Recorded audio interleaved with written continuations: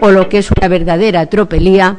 la muerte por inanición de la ley de dependencia, a la que, no contentos con haberle quitado a las comunidades autónomas, como ya denunciamos aquí, en 2012, 238 millones, más la parte del nivel básico, 600 millones de euros, ahora, en estos presupuestos, les quitan otros 236 millones más a las comunidades autónomas para desarrollar esta ley. Una ley que ha dejado de proteger a las personas y que ha destruido un potente yacimiento de empleo, condenándonos de nuevo a las mujeres al cuidado de nuestros dependientes, sin seguridad social, que la han eliminado, y con una reducción de las ayudas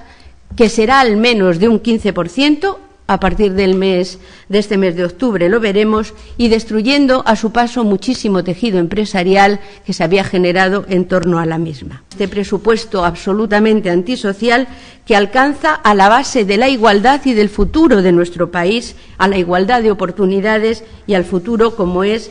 la educación. No solo no es cierto, y vuelven a mentir, que suban las becas, sino que lo cierto y verdad es que éstas bajan en 48 millones. Y por si esto fuera poco, en las transferencias a las comunidades autónomas y por tanto a Extremadura, cosa que parece no preocuparle al señor Monago, desaparecen, es decir, pasan a cero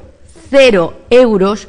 las inversiones destinadas al programa de refuerzo en educación infantil, que contaba con 60 millones, y al plan de disminución de abandono temprano en educación, que tenía una dotación de 41 millones. Aumentando, y permítanme la ironía, con este tipo de reducciones,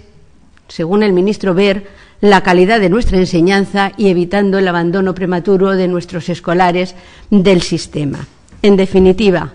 o por acción o por omisión, Rajoy y Monago son un paso más hacia la pobreza, hacia la desesperación y hacia la miseria de los ciudadanos extremeños y de los ciudadanos españoles.